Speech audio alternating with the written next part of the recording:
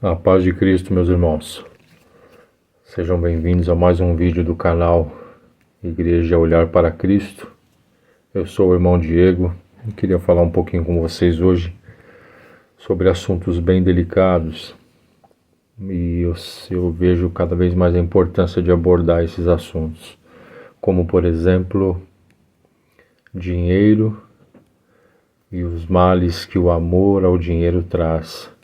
E para isso, como a proposta do meu trabalho como cristão e deste canal, é trazer palavra de Deus. Então, quem puder abrir comigo a Bíblia, nós vamos ler aqui em 1 Timóteo, no capítulo 6, primeira carta do apóstolo Paulo a Timóteo, no capítulo 6, no versículo 7 em diante, diz assim, porque nada trouxemos para este mundo, e é manifesto que nada podemos levar dele. Tendo, porém, sustento, e com o que nos cobrirmos, estejamos com isso contentes.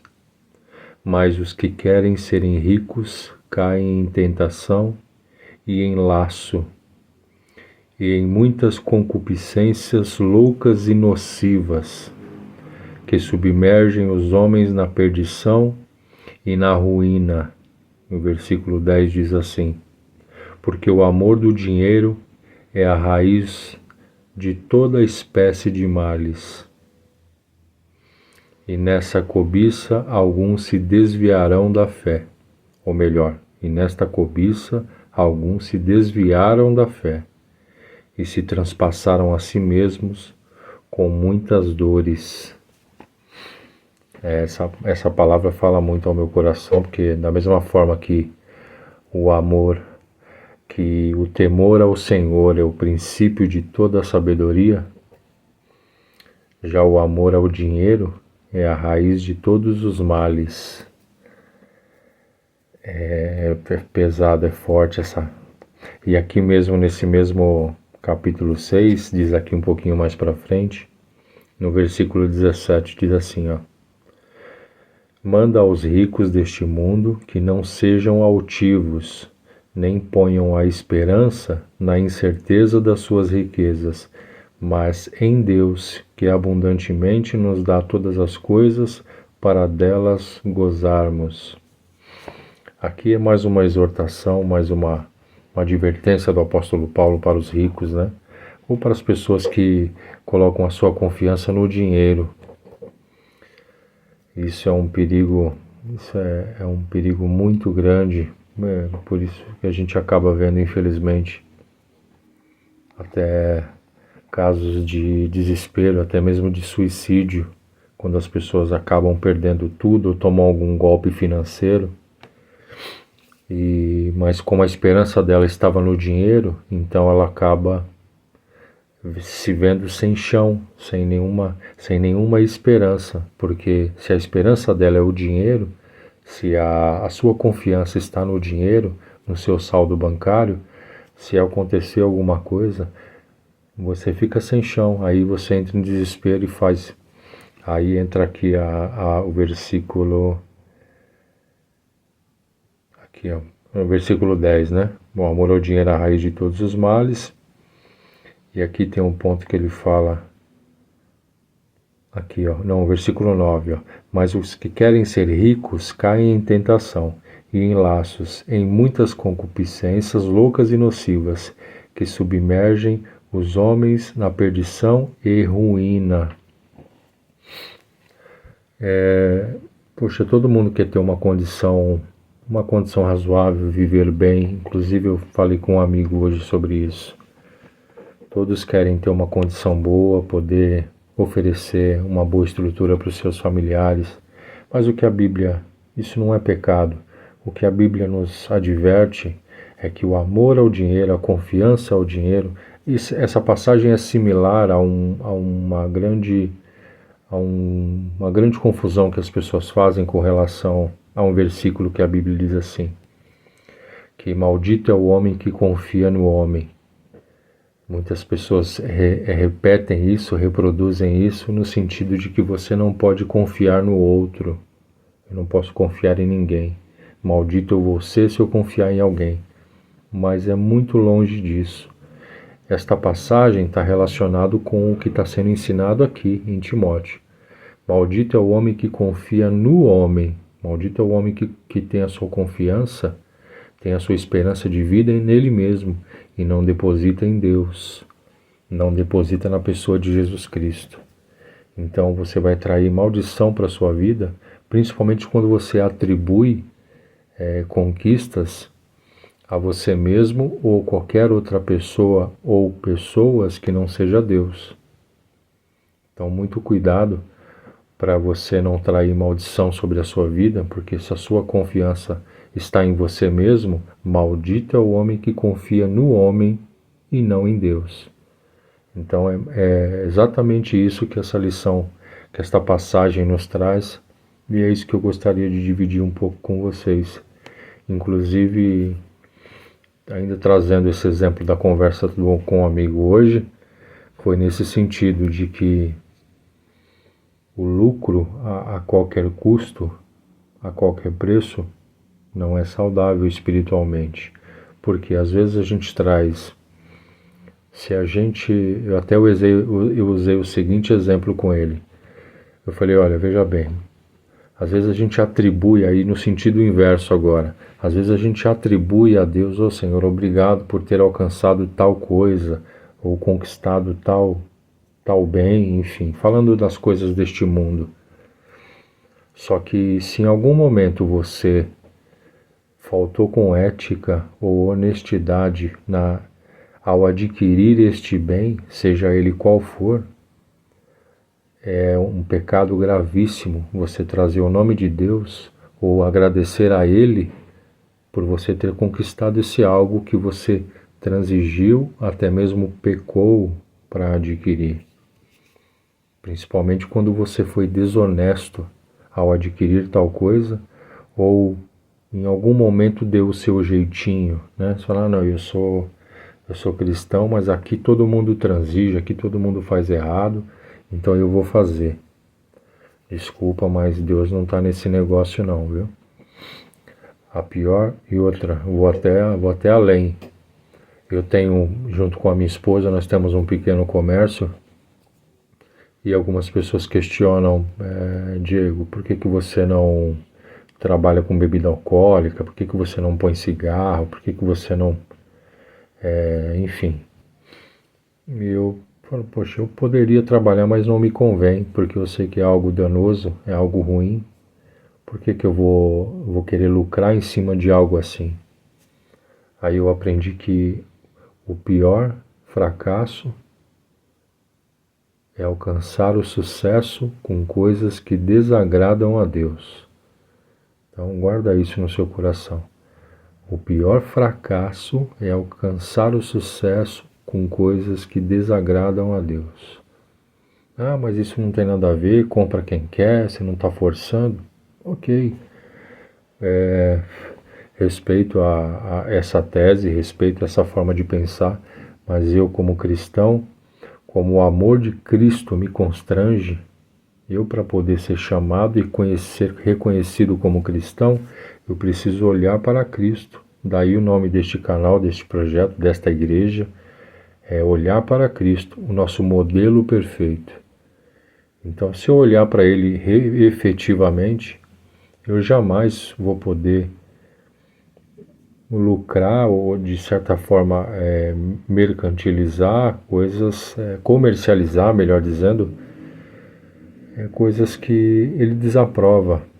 Então eu não posso... quando eu adquiri este último projeto, esse comércio junto com a minha esposa, a primeira coisa que nós fizemos foi pegar a chave, dobrar o nosso joelho, consagrar ao Senhor, pedir para que Ele viesse abençoar esse lugar, esse local e tudo que ali entrasse, e pedir para que Ele fosse o sócio majoritário. Então quem tem sócio tem patrão, né? Então o nosso patrão é o Deus Todo-Poderoso, Deus vivo que vê todas as coisas. Então eu não posso jamais, em compensação, e por recompensa, hoje o nosso comércio lida com moedas, mercadorias de valor agregado baixo, com uma uma margem pequena, porém o temor ao Senhor realmente é o princípio da sabedoria, porque hoje com uma receita muito menor, nós conseguimos fazer muito mais coisas do que com receitas maiores, porém sem este temor, sem este cuidado, sem esta reverência com as coisas de Deus, né? Então é a palavra que eu senti para trazer para vocês essa noite, porque passa das 11 da noite, foi quando eu consegui realmente parar aqui para poder gravar para o canal. Que o amor ao dinheiro é o princípio e a raiz de todos os males. E que o que a gente trouxe, o que nós temos, nada trouxemos para este mundo e nada poderemos levar. Se, porém, sustento e com que nos cobrirmos, nós temos, estejamos com isso muito contentes. Então é por isso que o próprio Jesus Cristo nos ensina a juntar tesouros no céu, onde o ladrão não rouba, onde o ferrugem não atua, não corrói, a traça não come, porque se ajunta tesouros aqui na terra, não tem, infelizmente, repito, a gente não vai ser hipócrita de falar que não almeja nada, que não tem alguma aplicaçãozinha aqui ou ali, só que a minha esperança não está nessas coisas não. A minha esperança está no meu Redentor, que é Jesus Cristo, que é o autor e consumador da minha fé, que é o que hoje me põe de pé e me ajuda e me dá discernimento e sabedoria para lidar com todas as coisas e desafios. Porque você ser comerciante num comércio pequeno, de bairro, em periferia, é consertar o trilho com o trem em movimento, não é fácil. E graças a Deus o Senhor tem nos honrado, porque o Senhor honra aqueles que o honram. Isso é a mais pura verdade. O amor dele, Deus não faz acepção de pessoa no que se refere à sua salvação, mas no que se refere a relacionamento, aí sim. Por isso que a Bíblia diz que ele olha para baixo, olhando na terra, procurando os seus verdadeiros adoradores, aqueles que o adoram em espírito e em verdade.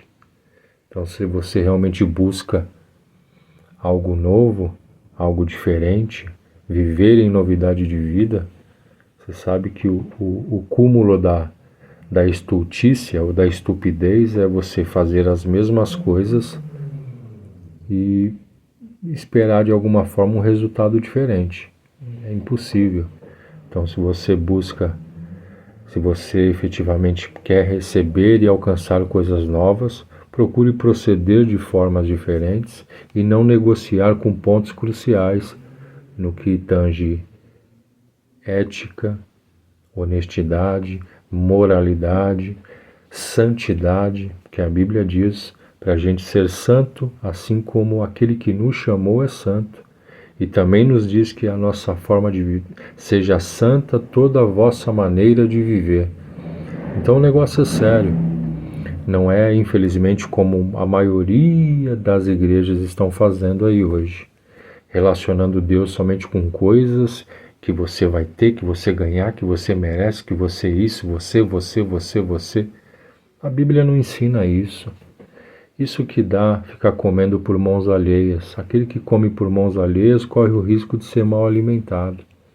A gente deve examinar as Escrituras, não dizer amém para tudo.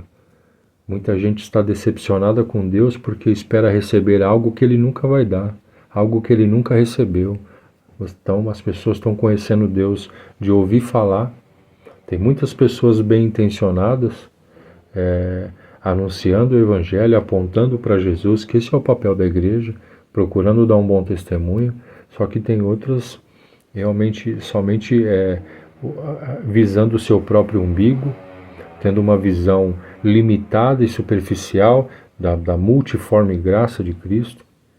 A perspectiva de Deus é com relação à eternidade, então as promessas dele também são correlacionadas a isso. Aí eles pegam um versículo ou outro e que Deus é dono do ouro e da prata e vai te abençoar e vai te dar, e fica relacionando Deus com dinheiro, com Pix, com dinheiro. Por favor, Deus está muito longe dessa sujeirada toda. Ele manda você a juntar tesouros no céu. Pô, Diego, como é que faz um Pix para lá? Qual que é a chave?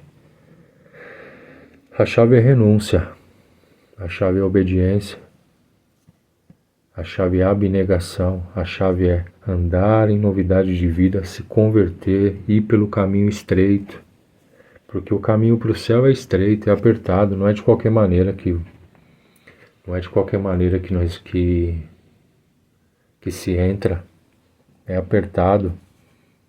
Tem um jeitinho certo para passar. Então medite nessa palavra. Busque sim você viver da melhor forma nessa terra, mas pense primeiro nas coisas do alto. Não é no apartamento no 25º andar, não. É um pouco mais para cima. É no céu. Pense nas coisas do alto, as coisas da eternidade. É claro que, partindo da premissa, do princípio, de que aquele que busca a Deus, em primeiro lugar, deve crer que Ele existe e que é galardoador daqueles que o buscam. Ou seja, o primeiro passo é crer que Ele existe. Agora, se você ainda quer ficar com o ensino da escola que a gente veio de um processo evolutivo, ou de um Big Bang, ou seja lá qual teoria você acredita, eu respeito. Eu creio no criacionismo, num Deus que criou todas as coisas, os céus e a terra e tudo que neles há. Amém? Que Deus possa te abençoar e que a graça de Cristo esteja sobre a sua vida. Não se esqueça de se inscrever no canal. A gente ainda está começando, estou começando leve, estou começando devagar, para também não assustar muito, mas a ideia é ir no cerne da questão, ir na ferida, e contra essa onda muito grande de uma teologia, de um evangelho que não transforma, de um evangelho que tem muito movimento, mas pouca santidade, de um evangelho fraco, que não é o evangelho de Cristo. Então a minha ideia é combater isso, amém? Que você possa se inscrever, comentar, a pedir alguns assuntos que vai abordar com temor e tremor, na perspectiva de Deus, melhor, na perspectiva da palavra de Deus. Amém? Que Deus abençoe a paz de Cristo.